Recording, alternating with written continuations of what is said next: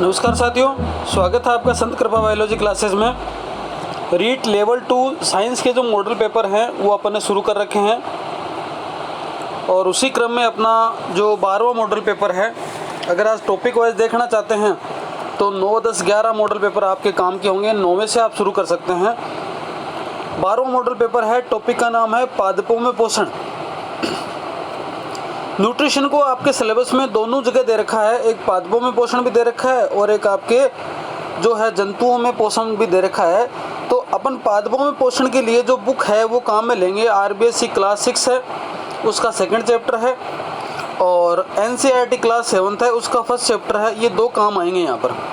प्राणियों में पोषण के लिए आ जाएगा, क्लास 7 है RBSc, उसका सेकंड चैप्टर काम आएगा यहाँ पे, और इधर NCERT में भी आएगा सेकंड। अभी शुरू करते हैं अपन। देखो, निम्न में से वृद्ध पोषक तत्व नहीं है। माइक्रोन्यूट्रिएंट और मैक्रोन्यूट्रिएंट के लिए मैंने अलग से ट्रिक बना रखी है। बायोलॉजी 100 ट्रिक वाले में आप देखें, मैक्रोन्यूट्रिएंट के करीबन सारे के सारे सवाल 5 से 7 तरह से आपके क्लियर हो जाएंगे। तो एक बार वो ट्रिक आपने नहीं देखी है तो उसको देख लीजिए, प्लेलिस्ट में जाइए और बायोलॉजी ट्रिक नाम से है। न्यू कैंपस की शॉप का मज़ा, ऐसे कुछ वो ट्रिक है। तो उसके हिसाब से देखा जाए तो निम्न में से वृद्ध पोषक तत्व नहीं है। ये 4 में से 3 ऐसे हैं जो कि वृद्ध पोषक तत्व हैं, एक नहीं है, और वो क्या नहीं है? आयरन। आयरन है सूक्ष्म पोषक तत्व। आगे क्वेश्चन है, निम्न में से सूक्ष्म पोषक तत्व नहीं है। मैक्रोन्यूट्रिएंट के साथ साथ में माइक्रोन्यूट्रिएंट भी आपको याद रखना है, और इन चारों में से एक ऐसा है जो माइक्रोन्यूट्रिएंट नहीं है। कौन सा नहीं है? देखो, आयरन है, क्लोरीन है, ब्रोमीन है, तो क्या नहीं यहाँ पर? कैल्शियम है, वो कि आपके वृद्ध पोषक तत्व की श्रेणी में आता है, वो सूक्ष्म पोषक तत्व नहीं है। वृद्ध पोषक तत्वों को में जो है कि उत्तकों में मात्रा कितनी होती है, ये परसेंटेज बताना है कि कितने परसेंट से लेकर कितने परसेंट तक इनकी मात्रा होती है। तो आंसर जो आ जाएगा वो आपके आएगा 0.2% से लेकर 4% तक की इसकी रेंज होती है। इतनी अगर मात्रा है तो इसका मतलब उसको शामिल करेंगे वृद्ध पोषक तत्वों में। अब वृद्ध पोषक तत्वों में भी मुख्य प्राथमिक पोषक तत्व कौन से हैं? तो आ जाएगा इसका आंसर NPK। मारवाड़ी में याद करो तो याद रख लेना, PK नाच, PK नाच, है ना। ये अमल में नहीं लानी बात, याद ही रखना, केवल PK नाचना है, PK नाच। तो नाइट्रोजन, फॉस्फोरस और पोटेशियम आ जाएगा इसमें। द्वितीयक पोषक तत्व हैं, इसके भी आंसर इजीली याद रह जाएंगे आपको। कैल्शियम, मैग्नीशियम और सल्फर, ये जो हैं आपके द्वितीयक पोषक तत्व हैं। बाकी कार्बन, हाइड्रोजन, ऑक्सीजन है, ये तीनों प्लांट में इजीली मिलते हैं। प्राइमरी हो गए तो प्राइमरी हो गए, एक तो मुख्य हो गए, उसके बाद में प्राथमिक और द्वितीयक। इस प्रकार से 9 जो हैं वो क्या हैं? आपके वृद्ध पोषक तत्व हैं। सूक्ष्म मात्रिक पोषक तत्वों की मात्रा कितनी होती है प्लांट के अंदर? तो सूक्ष्म मात्रिक जो पोषक तत्व हैं वो, अगर अपन बात करें माइक्रोन्यूट्रिएंट की, तो माइक्रोन्यूट्रिएंट उनको बोलेंगे जिनकी मात्रा प्लांट के अंदर है 0.02% से कम। तो इसका आंसर आ जाएगा 0.02% से कम होगी तभी उसको सूक्ष्म मात्रिक बोलेंगे। इससे ज़्यादा और 4% तक हो जाएगी तब उसको बोलेंगे वृद्ध पोषक तत्व। कीट बक्सी पादप नहीं है। 4 ऑप्शन है, इनमें से 3 कीट बक्सी हैं, एक नहीं है। ड्रोसेरा कीट बक्सी है, डायोनिया कीट बक्सी है, गटपर्णी पिक्चर प्लांट है वो कीट बक्सी है, डंडा थोर जो है मरुस्थलीय पादप है, ये कीट बक्सी पादप नहीं है। यूट्रिकुलेरिया है। यूट्रिकुलेरिया क्या चीज़ है? यूट्रिकुलेरिया देखो, स्वपोषी पादप है, परपोषी पादप है, कीट बक्सी पादप है और मृतोपजीवी पादप है। तो यूट्रिकुलेरिया है वो क्या है? वो भी आपके एक कीट बक्सी पादप है। तो कीट बक्सी पादपों के 4 उदाहरण तो यहाँ पर आ गए, और भी आगे आएंगे। अमरबेल है। कैस्कुटा। कैस्कुटा एक ऐसा प्लांट है जो कि अपना भोजन खुद नहीं बनाता, बल्कि किसी दूसरे पेड़ के तने पर चढ़कर अपने तने को उसके अंदर फिट करता है और उससे रस चूसता रहता है। इसका मतलब ये अपना जो भोजन के लिए दूसरों पर डिपेंड करता है। तो इस प्रकार के पादप को बोलेंगे परजीवी। अपने स्वार्थ के लिए किसी दूसरे के ऊपर जीवन यापन करना, परजीवी। प्लस माइनस का रिश्ता है ये। इसमें इस कैस्कुटा है उसको फ़ायदा होता है और जो पेड़ दूसरा होता है उसको नुकसान होता है।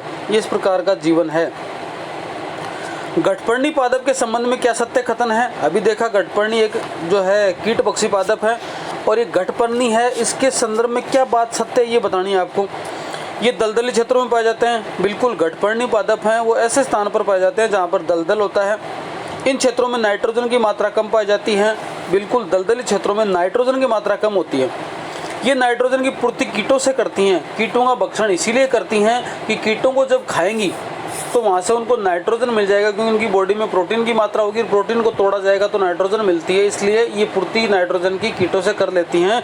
तो देखा जाए तो चारों के चारों जो तीनों के तीनों कथन हैं वो यहाँ पर सत्य हैं, तो द इसका आंसर आ जाएगा। आगे देखें, घटपर्णी पादप में गड़े रूपी संरचना किसका रूपांतरण है?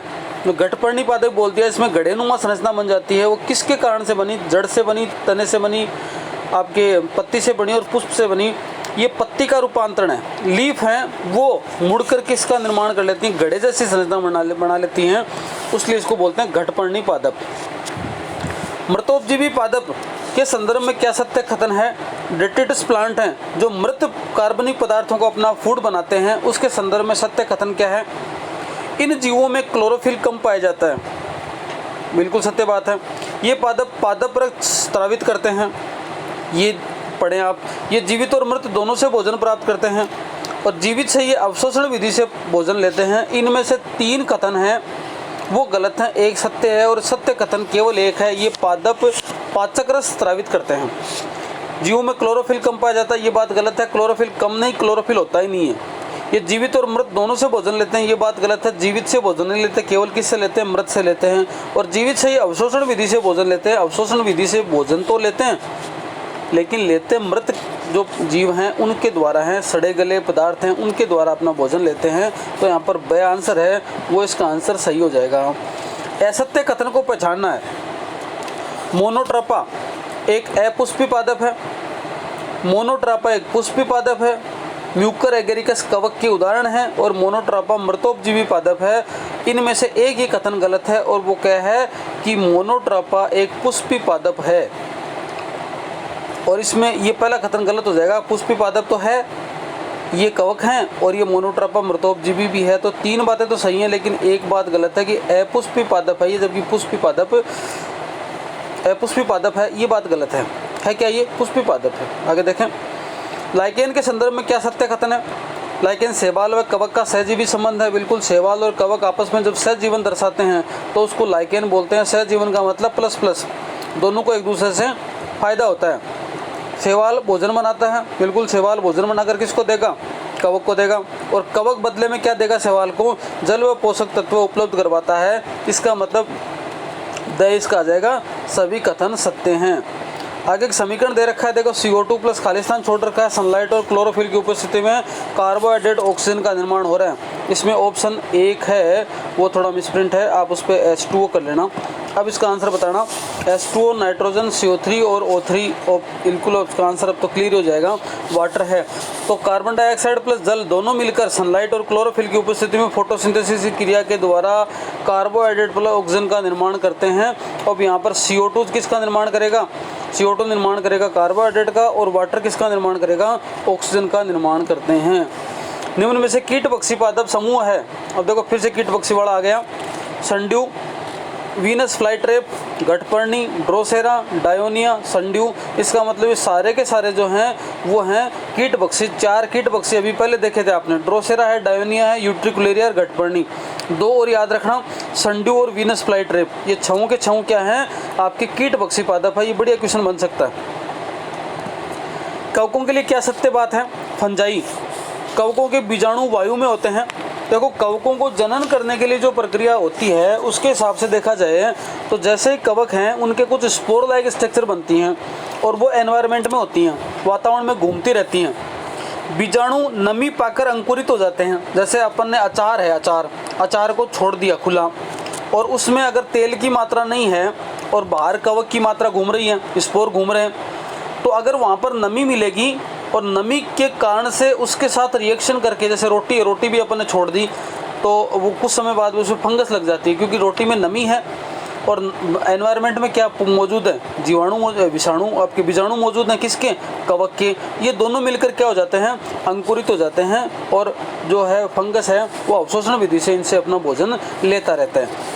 ईस्ट व मशरूम उपयोगी कवक हैं। बिल्कुल, ईस्ट है बहुत सारी प्रक्रिया में, किण्वन की क्रिया में काम आता है और मशरूम सब्जी के रूप में, मशरूम सब्जी वगैरह के रूप में काम में लिया जाता है। ये सारे के सारे कथन हैं वो क्या हैं? सत्य कथन हैं। गलत खतरे को छांटना है। राइजोबियम लेग्यूम कुल के साथ सहजीवी संबंध दर्शाते हैं, ये तो आप सबको पता ही है। लेग्यूमिनेसी प्लांट हैं, चना है, मटर है, जितनी भी दालें हैं उन के साथ राइजोबियम क्या करते हैं, सहजीवन के रूप में रहते हैं। राइजोबियम विषाणु जो नाइट्रोजन को स्थिर करते हैं। राइजोबियम स्वयं भोजन नहीं बना सकते, बिल्कुल भोजन बनाते तो फिर सहजीवी संबंध क्यों दर्शाते हैं। ये क्या करते हैं, भोजन के लिए लेग्यूमिनेसी कुल के प्लांटों पर निर्भर करते हैं। चना, मूंग, मटर आदि दालों से राइजोबियम को भोजन मिलता है, बिल्कुल इनके जड़ों में रहते हैं, रूट नोड्यूल के रूप में, वहाँ से भोजन लेते रहते हैं ये, और बदले में एनवायरनमेंट की नाइट्रोजन को फिक्स करके प्लांट को उपलब्ध करवाते हैं। तो राइजोबियम का काम क्या हो गया, सहजीवी संबंध हो गया, दोनों एक दूसरे को फायदा पहुंचाते हैं। लेकिन राइजोबियम है वो विषाणु नहीं है। राइजोबियम क्या है, विषाणु नहीं है, ये जीवाणु है, इसलिए ये बात क्या हो जाएगी यहाँ पर गलत हो जाएगी। आगे देखें, एक क्वेश्चन आपके लिए है, आप कमेंट बॉक्स में इसका आंसर डाल दें। प्रकाश संश्लेषण से बना कार्बोहाइड्रेट पत्तियों में किस रूप से संचित रहता है। कार्बोहाइड्रेट बना और पत्तियों में किस रूप में संचित रह गया, मोनोसैकेराइड के रूप में, डाइसैकेराइड के रूप में, पॉलीसैकेराइड के रूप में, या फिर वसा के रूप में। चार में से जो आंसर आपको ठीक लगे, आपका दिमाग कहे कि ये सही है, उसको आप कमेंट बॉक्स में डाल दें। आगे के लिए इतना ही, धन्यवाद, शुभ रात्रि।